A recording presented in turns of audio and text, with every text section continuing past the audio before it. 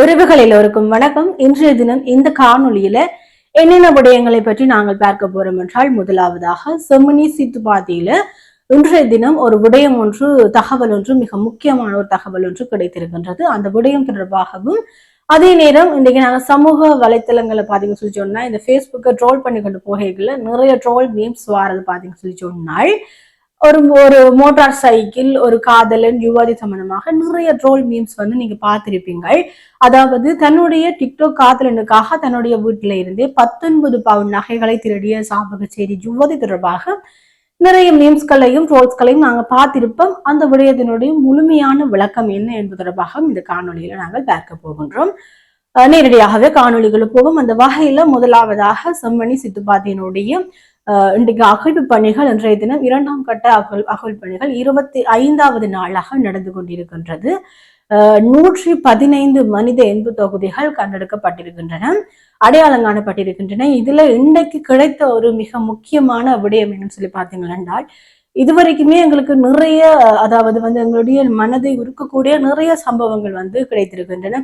அதாவது பால் போட்டிலோட கிடைத்த எண்பு தொகுதிகள், அதே நேரம் இந்த புத்தகப்பைகள், வளையல், பொம்மை என்று சொல்லி நிறைய விடயங்களோட மனித எண்பு தொகுதிகள் கிடைத்திருக்கின்றன. அதுபோல இன்றைக்குமே ஒரு மிக முக்கியமான எண்பு தொகுதி ஒன்று அடையாளம் காணப்பட்டிருக்கின்றது. இது நேற்றைய தினம் அடையாளம் காணப்பட்டிருந்தாலும் இன்றைய தினம் தான் ஊடகங்களுக்கு வந்து தெரிவிக்கப்பட்டிருக்கின்றது.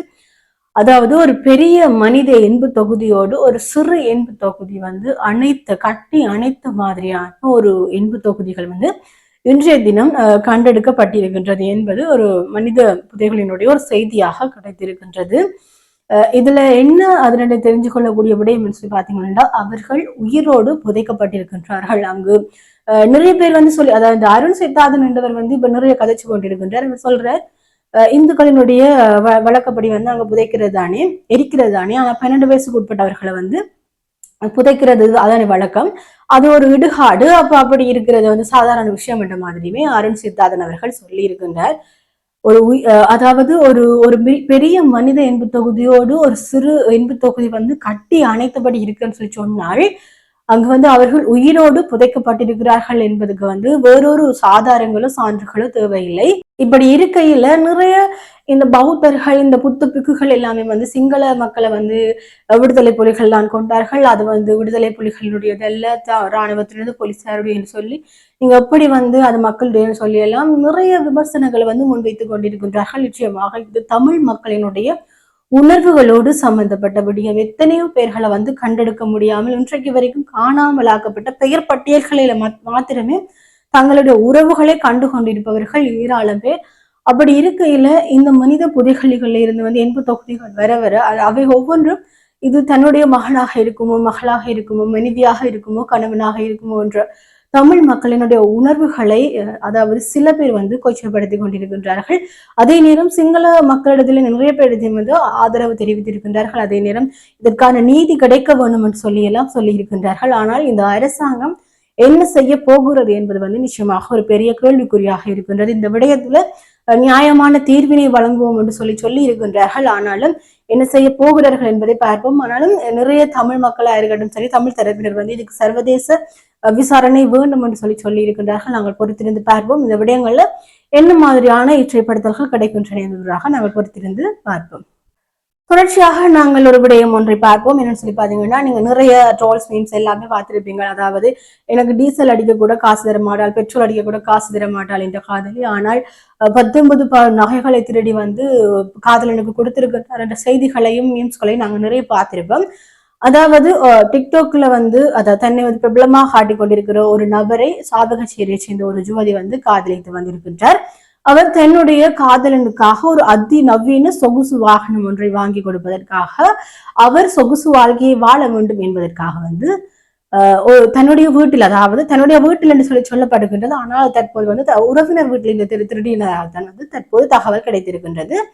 19 பவுன் நகைகளை வந்து திருடி கொடுத்திருக்கின்றார். இதுல என்ன நடந்திருக்கு சொல்லி பாத்தீங்கன்னா, இந்த யுவதி, அதாவது தன்னுடைய உறவினர் ஒருவர் வந்து வெளிநாட்டுல இருந்து வந்திருக்கிறார். அங்க போயிட்டு வந்து இந்த பெண், அதாவது இந்த யுவதி வந்து அதாவது உதவிக்காக நின்றிருக்கின்றார். ஆரம்பத்துல சின்ன சின்ன நகைகளா களவு போயிருக்கேன். அந்த புலம்பெயர், அதாவது வெளிநாடுல இருந்து வந்தவ வந்து அதை பெரிதுபடுத்தல. ஒரு நாள் இந்த இந்த சிறுமி, அதாவது யுவதியும் அதே நேரம் அவ வந்து தாலியையுமே வந்து கலட்டி வச்சிருக்கின்றா. அப்படி பார்க்க தாலியையும் காணையில அந்த வந்திருந்த யுவதியையும் காணாமல் போகலாம் நமக்கு வந்து சந்தேகம் வருகின்றது. இந்த யுவதி எடுத்திருக்க கூடும் என்று சொல்லி அப்படி இருக்கையில வந்து சாவகச்சேரி போலீஸ் நிலையத்துல வந்து ஒரு முறைப்பாடு ஒன்றை செய்யும் பொழுது அந்த யுவதி வந்து விசாரணைக்கு உட்படுத்தப்படுகின்றார். அந்த விசாரணையின் அடிப்படையில தான் அவர் ஒப்புக்கொண்டிருக்கின்றார் தன்னுடைய காதலனுக்காக அதிசொகுசு அதாவது மோட்டார் வண்டியை வாங்குவதற்காக அந்த நகைகளை திருடியதாக சொல்லப்படுகின்றது. அந்த உண்மையை வந்து அந்த யுவதியை ஒப்புக்கொண்டுள்ளார். இந்த விடயத்துல 7 பேர் வந்து கைது செய்யப்பட்டிருக்கின்றனர். அதாவது அந்த யுவதி, நகையை திருடிய யுவதி, அந்த காதலன், அதே நேரம் விற்க வாங்க உதவியர்கள் சொல்லி 7 பேர் கைது செய்யப்பட்டிருக்கிறார்கள். இதுலயுமே மிக ஹைலைட்டான விடயம் என்ன சொல்லி பாத்தீங்கன்னா, அதாவது இவ களவெடுத்து கொண்டு போய் கொடுத்த அந்த அந்த காதலன் ஏற்கனவே இருக்கக்கூடிய 2 காதலர்களும் அதுல உள்ளடங்கப்படுகிறார்கள் சொல்லியுமே ஒரு செய்தி வந்து வந்திருக்கு. இப்படியாக இருக்கின்றது எங்களுடைய நாட்டினுடைய நிலைமை வந்து இப்படியாக காணப்படுகின்றது. இதுல என்ன விடயம்னு சொல்லி பாத்தீங்கன்னா, அன்றைக்கு டிக்டாக்ல நிறைய பேர் மாறுறதும் அது அவங்களுடைய தனிப்பட்ட விடயங்கள். அதை வந்து நாங்கள் பிழை சொல்ல முடியாது. ஆனால் அந்த அதாவது அந்த சமூக வலைத்தளங்கள்ல ஒருவருடைய முகங்களை பார்த்து அந்த சமூக வலைத்தளங்கள் இருக்கக்கூடிய பிரதிபிம்பங்களை பார்த்து வந்து ஒருவரை நம்பி காதலிப்பது என்பதும் அவருக்காக அந்த விடயங்கள் அதாவது களவெடுத்து சரி உன்னுடைய கணவன் அதாவது காதலன் வந்து நல்லா இருக்க வேணும்னு சொல்லி சொன்னால் நீ உன்னுடைய உழைப்பிலோ இல்ல உன்னுடைய சொந்த பணத்திலோ செய்ய வேணும். இன்னொரு வீட்டுல வந்து களவெடுத்து செய்யறது வந்து அவ்வளவு ஒரு பாரதூரமான குற்றம் என்பது தற்போது சமூக வலைதளங்கள்ல வந்து எல்லோராலுமே வந்து விமர்சிக்கப்பட்டு வருகின்றது. அதே நேரம் அவருமே அந்த அந்த மோட்டார் வாகனத்தை வாங்கியதுக்கு பிறகு வந்து ஒரு ஆலயத்துல செல்வச்சந்நிதி ஆலயத்துல வைத்து பல நாள் கனவே என்ற மாதிரி வந்து போஸ்டுகள் எல்லாமே போட்டிருக்கின்றார். இது எல்லாமே வந்து அந்த சொந்த ஒழிப்புல வராதது நிச்சயமாக எங்குமே நிலைக்காது என்பதை வந்து திருப்ப சொல்லி இருக்கின்றது. இந்த விடயத்துல 7 பேர் வந்து கைது செய்யப்பட்டிருக்கின்றார்கள். தொடர்ச்சியான விசாரணைகள் நடந்து கொண்டிருக்கின்றது.